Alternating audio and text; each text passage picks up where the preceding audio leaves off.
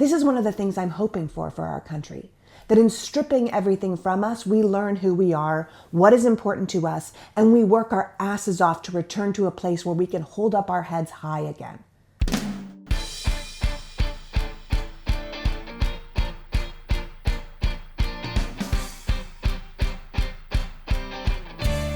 Hello, and welcome to the PoliticsGirl podcast. I'm your host, Lee McGowan. Let's get into it.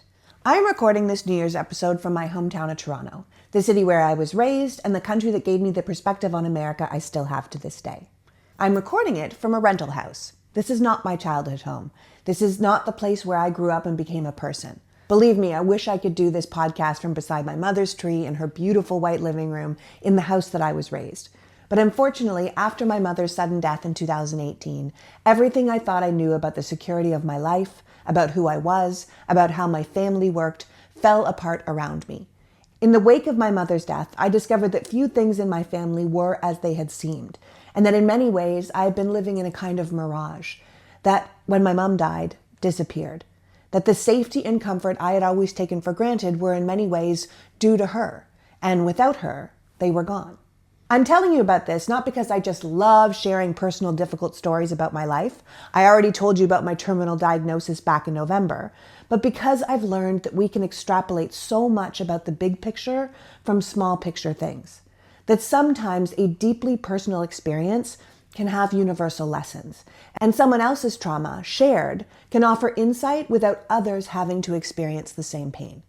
Now, I'm not sure how many of you have lost a parent, or how many of you have lost a beloved parent, because those are two different things. But in 2018, much like 2008 when I was diagnosed with my disease, was a rug pulled out from under me kind of year. The ground I thought I built my life on shifted, and I found I was no longer stable or safe with my place in the world, within my family dynamics, and everything changed drastically. Not only had I lost my number one fan, the person who had my back and believed in me more than anyone else, but her death revealed that she had been protecting me from a lot of truths, and those truths came hard and fast. The person who had been looking out for me was gone, and suddenly I was responsible for everyone else, and it was completely overwhelming. The year my mom died, it was actually me who had been incredibly sick. I had contracted, of all things, COVID, not that COVID, but a COVID virus all the same, which became pneumonia, that with someone like me with a lung disease was very hard to manage. I was in and out of the hospital for months, finally living at UCLA for the entire month of May. I had started blacking out. My inflammation was off the charts. They thought I might have cancer, so we were doing PET scans and CAT scans, and I had to do a biopsy of my lungs while I was awake because it was too risky to put me to sleep, which I am not going to lie, was a total nightmare. I was skeletal thin, out of breath, and constantly and deeply depressed. My husband was an angel, basically living with me at the hospital while my mom took care of our son. My mom lived with us for 6 months that year, similar to what she'd done when I was first sick, and she was absolutely instrumental in my recovery and the overall health of my entire family. When I was finally able to come home from the hospital, she doted on me and took the brunt of a fair amount of the rage I was feeling, but was desperately trying and failing not to direct at anyone else. I am ashamed to say that I lashed out at a lot of people during those days.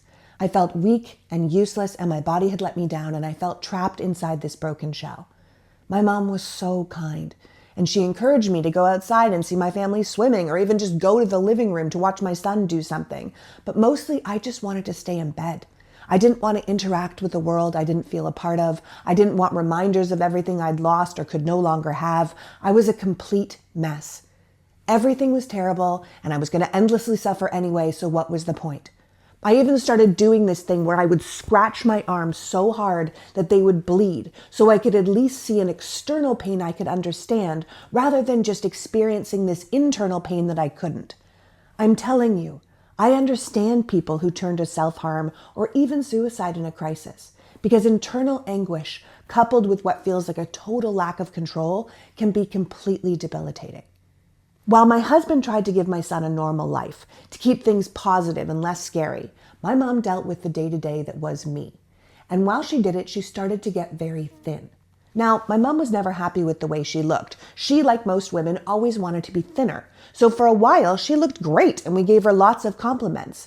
which in retrospect is its own problem. I remember a friend telling me once that there was a period of time where she had been so depressed that she just stopped eating, but everyone kept telling her how great she looked. She said it was so weird. I had never felt worse, and everyone was just telling me I had never looked better. But with my mom, what started off as good started to be not so good. She wasn't just thin, she was skinny. Now, I may have been self-involved at the time, but I noticed it and it worried me.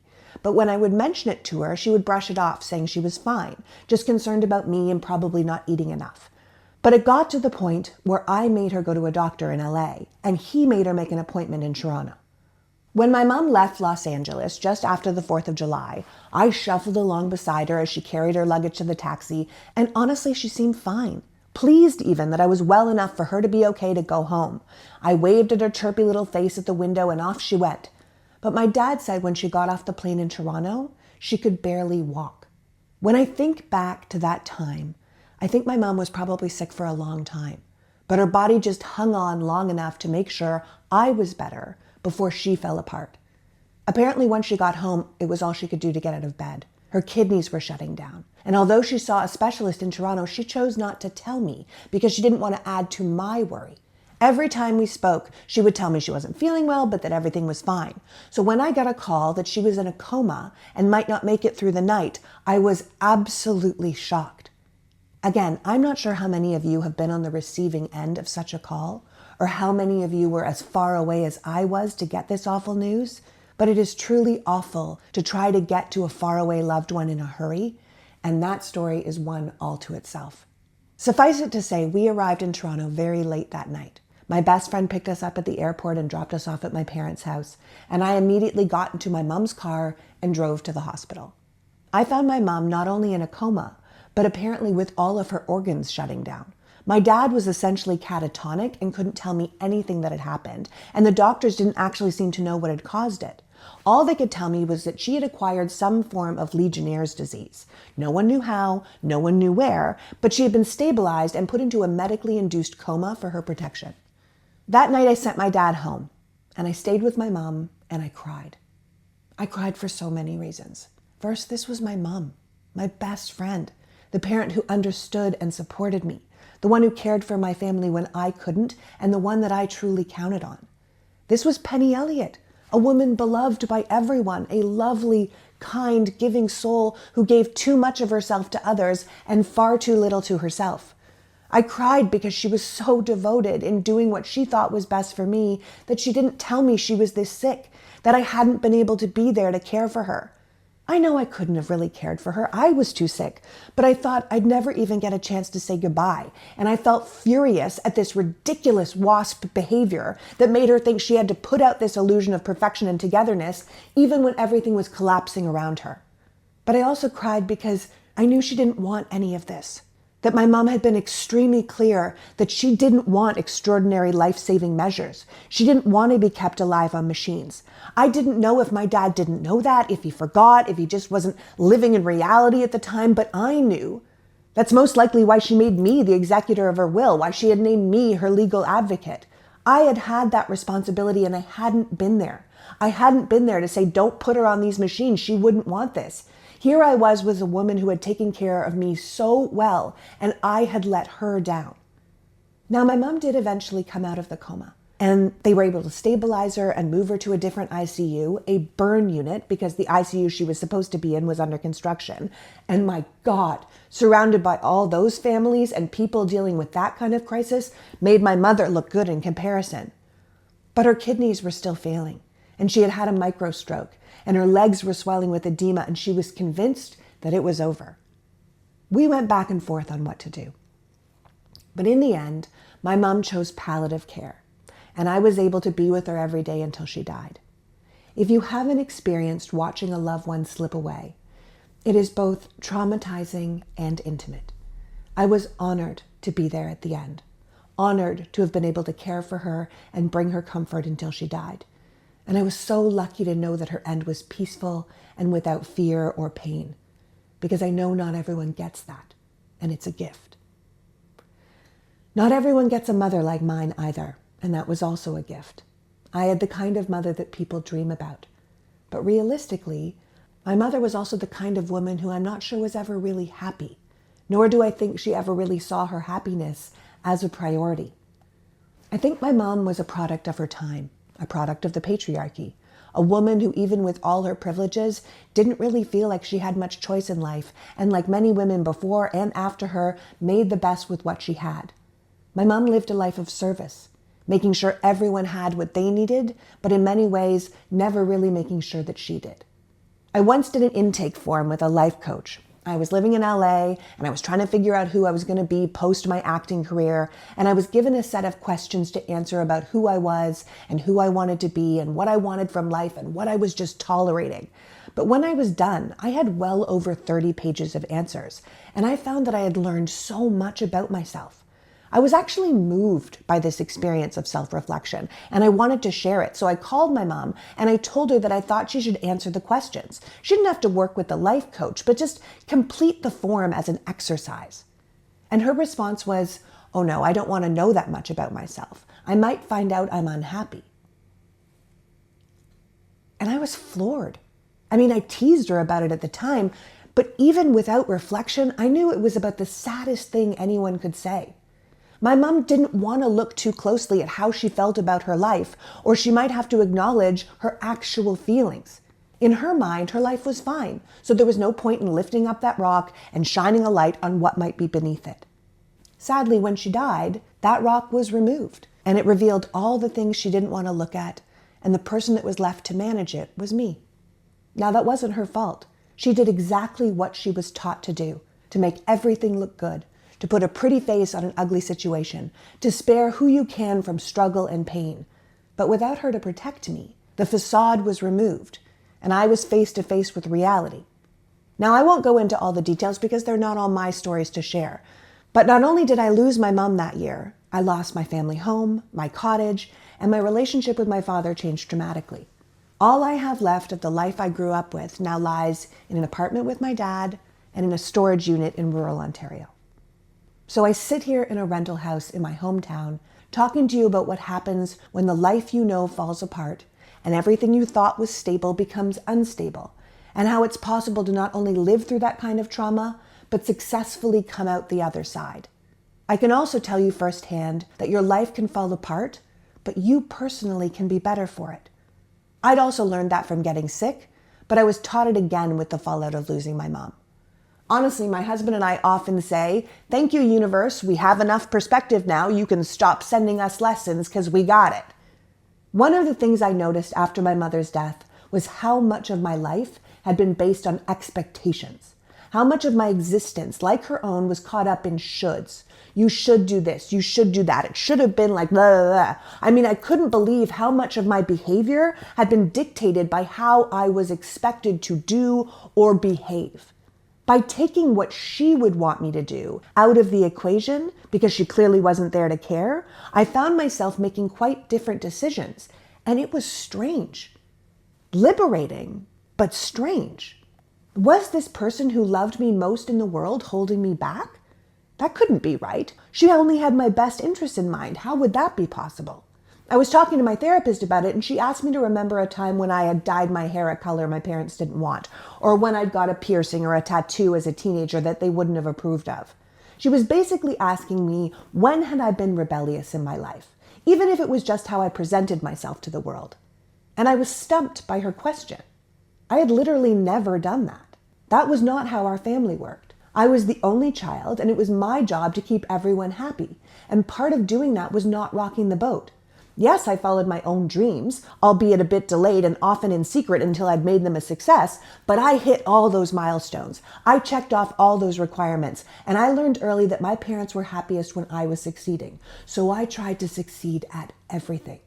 I knew they wanted more children, so I tried to be all the children. The jock, the brain, the pretty girl. I strived to win every single award and accolade because I knew that made them happy. I mean, of course, it made me happy too. I'm a chronic overachiever. But to this day, I'm not entirely sure how much of that was me and how much of that was me trying to please them. But with my mom's death, suddenly I was free of all these expectations. I was no longer responsible for fixing my parents' relationship, a job that neither of them would have said was mine, but one as an only child I absolutely believed was. I was no longer responsible for presenting my mother's perfect daughter to the world, which was really a byproduct of presenting her as the perfect daughter to her mother.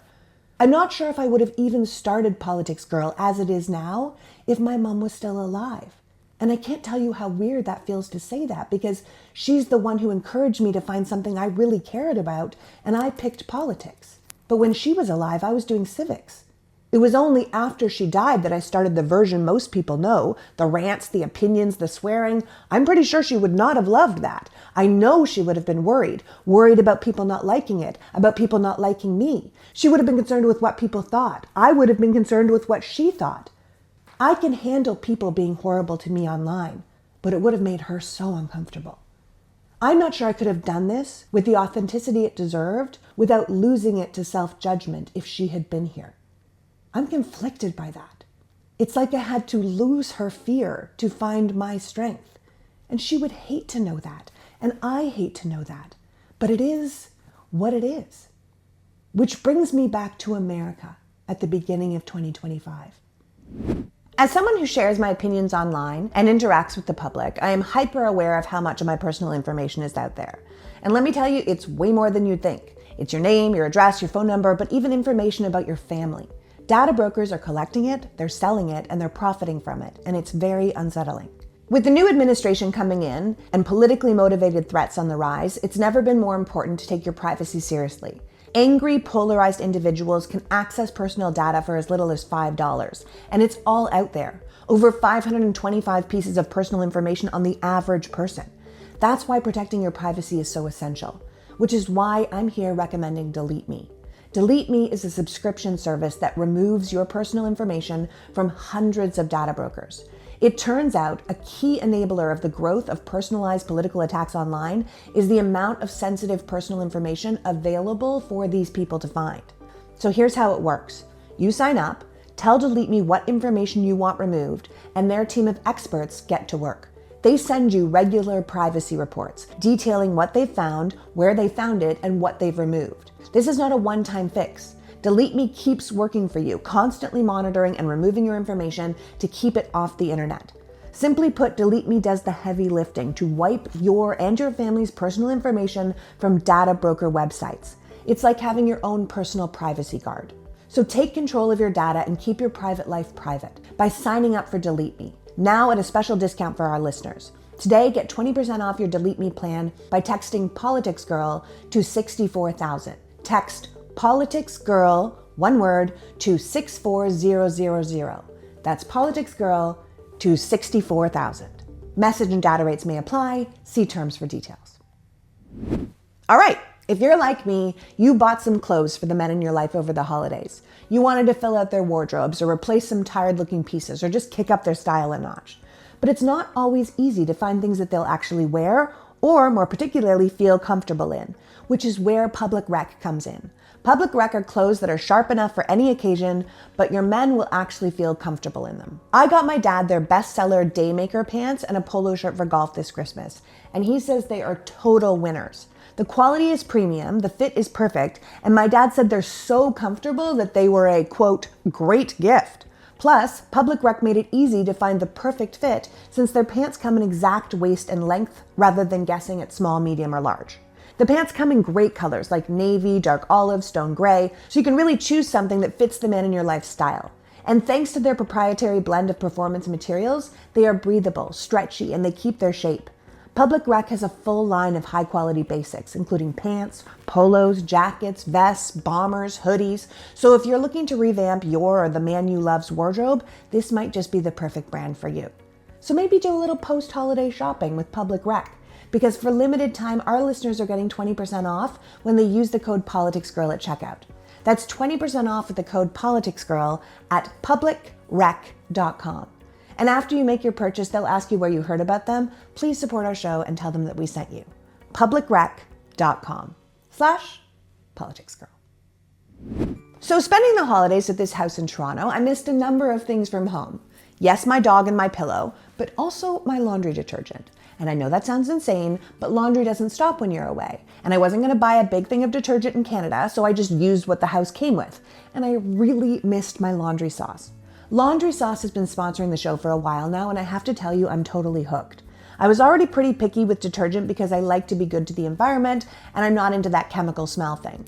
But Laundry Sauce is the only company partnered with one of the top fragrance houses in the world in order to bring this beautiful, complex aromas made from high-quality ingredients and put them into powerful stain-fighting laundry pods that are not only good for the environment, but smell incredible. From Australian sandalwood to Egyptian rose to Siberian pine, people are loving it, me included. Plus, Laundry Sauce doesn't just stop at pods. They've got scent boosters and dryer sheets and dryer balls and fabric softeners. They even have candles to really round out the experience. The scent is fantastic but not overpowering, which in my humble opinion is very important. So if you're ready to elevate your laundry ritual, now is the time. Head to laundrysauce.com/politicsgirl and use the promo code politicsgirl at checkout for 15% off. That's laundrysauce.com/politicsgirl, promo code politicsgirl for 15% off your order. One last time, laundrysauce.com/politicsgirl with the code politicsgirl for 15% off. I honestly cannot wait to get back to mine. It's like I had to lose her fear to find my strength. And she would hate to know that. And I hate to know that. But it is what it is. Which brings me back to America at the beginning of 2025. We are a country in trauma. And the reality of how we live and how our country works is about to dissolve around us. This new administration is about to throw our lives into chaos, and there is nothing we can do about it. Our reality of living in a democracy with a trusted rule of law and protected constitutional rights might actually be over, or at least over as we knew it. We're heading into a time where up will be down, wrong will be right, and people we thought we could trust will let us down. What I learned after living through this kind of situation is that you have to protect yourself, and you have to learn to compartmentalize. When so much comes at you at once, you're far better off to deal with one problem at a time. In my case, I handled my issues in short, concentrated bursts, and then took a break to grieve or work, and then picked another crisis to manage. The truth is you can't do it all at once. You can't even deal with thinking about it all at once. It will overwhelm you. So pick your battles and save your sanity. Another thing I learned, moving from crisis to crisis, is that you have to be kind to yourself, to give yourself a break when you need one, to judge yourself and others, and to laugh when you can. In that first year after my mom's death, I often felt like I was being a bad mother because I had to be a good daughter, or I was being a bad daughter because I had to be a good mother. I could have drowned in the constant disappointment I felt in myself, but I had to give myself a break, or I would have broken, and then I would have let everyone down. I had to accept that I was dealing with a terrible situation as well as I could, and I had to forgive myself for not nailing it every time. I also had to accept my anger and sadness so they wouldn't overwhelm me, and find ways to protect myself from external factors that would destroy me if I let them. I became far more self-protective and less of a pleaser, and I attempted to accept that I could do nothing but learn to live with this new reality where nothing felt secure. I'm not going to lie, it was hard. It's still hard. I went from that year into the COVID years, into this obscene reality where we're back into the Trump years, and to this day I still struggle with the fallout of what happened. But I can say in all honesty that I came out of it knowing exactly who I am, and knowing that one of the most important things you can do at a time where everything is suddenly different is to hold on to yourself, to keep returning to who you are, to what you believe, to what you know to be true. The circumstances around you might change, but you cannot. You might even find, as I did, that you learn even more about who you are when everything you know is stripped away. And as painful as that can be, it can also be incredibly powerful and great for growth. This is one of the things I'm hoping for our country, that in stripping everything from us, we learn who we are, what is important to us, and we work our asses off to return to a place where we can hold up our heads high again. Finally, I can tell you that everything in life, from the best to the very worst, is better if you have community around you. My husband was extraordinary during this time. My friends were everything. When the shit hits the fan, you really find out who your people are, and I got really lucky. My family life might have imploded, but the family I made for myself was absolutely incredible. Now, you might have gone through a crisis and found that the people you are surrounded with were the opposite, that they let you down and left you to struggle. And if that's the case, then I am sorry, because that's devastating. But trauma teaches tough lessons on who to trust and what you need for the people that you bring into your life. We are about to go through a crisis as a country, and who we trust and surround ourselves with is going to be the difference between our survival and our destruction. The human experience is actually won and lost on community. There is a reason loneliness is an epidemic. The incel community thrives, and older men living alone are at the highest rate for suicide. We can't exist in a vacuum. We can't do everything alone. Americans are force-fed rugged individualism, but it's community that actually got us this far, both as a species and as a country. I would guess one of the reasons we have so much trouble in our country right now is because people with power put a lot of energy into dividing us for their own best interests, when our working together would have actually far better served the common good. The billionaires and the power brokers seek to keep us apart because together we're powerful and they want all the power. It's something we need to remember going into this next phase, that divided, we will fall. If I was to offer people a New Year's resolution, it would be what I learned with my mom's death, that the world as you know it can fall apart, but if you hold on to who you are and surround yourself with community you trust, you can survive it. We can't allow what's coming to change us. Our country will change, but we have to hold on to what we know to be true, to who we know ourselves to be, to the hope we had for the country when we voted for that other candidate, and for the belief we have that the world can still be a better place. This new administration will reward those who fall in line, who forget who they are and become who they are asked to be. It will encourage people to abandon their community and their values and to look out for themselves. And we will be tempted to look away when we see injustice, to choose not to stir the pot, to allow things to happen, to keep our own lives as normal as possible. But I am here to tell you that normal is gone, and pretending it's not won't work. I heard someone say that we should make a list right now, before it all begins, of what we consider normal. Things like walking down the street with someone who looks different than you, same-sex couples, mixed-race couples, women in the workplace, the ability to protest, the press criticizing the government, going places without permission, crossing state lines without checkpoints, not having a military presence on our city streets. Because when those things start to change, we need to not only notice, but be outraged and fight back. Normalizing abnormal behavior is exactly what our new leaders want.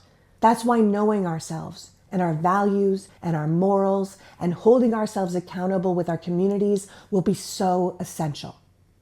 We are about to get that call, and the ground around us is about to get shaky. The country as we know it might be over, but unlike my mother, America has not died. We are still here, and while things might change, the question is, will we? Will we change with the pain? Or will we hold firm to what we know of ourselves and find a stronger, better version of our country in the process? So I'm not going to wish you a happy new year. I'm going to wish you strength over fear and community over isolation. I want to thank you for joining me today and caring enough about democracy to be here. None of what is coming is normal, but the more of us who refuse to accept, who push back, who hold on to what we know about ourselves and our nation, the better chance we have of not only surviving this crisis, but thriving from it. If this is really who we are, then we can do better. And only from the end of one thing can we begin something new. Until next week, peachy out. Before you go, I just want to say, if you're a premium member of this podcast, thank you. I loved talking to so many of you at our holiday drinks, and I promise to still get to some of those outstanding questions. If you're not a member, please consider supporting my work. The mainstream media is not going to be your source of information in this new world, which is why it's more essential than ever to support those of us doing this independent work. Right-wing extremists have been able to shape the mindset of a fair amount of this nation because they invested in messaging. Our side just didn't back the alternative the same way, and we have to fix that now. So if you aren't a member of PoliticsGirl Premium, please consider going to PoliticsGirl.com and signing up. I cannot continue this work without your help. The beauty of signing up to support me is that you will get this podcast ad-free, along with all of my short rants sent directly to your inbox. So even if my work is silenced on social media, you will still get access to the truth. There's a link to sign up in the bio of this episode, but also on PoliticsGirl.com. Thank you again for all your time and support. My very best for the new year. The Politics Girl podcast is written and performed by me, Lee McGowan, in partnership with the Midas Media Network, and produced and edited by Happy Warrior Entertainment. All rights reserved.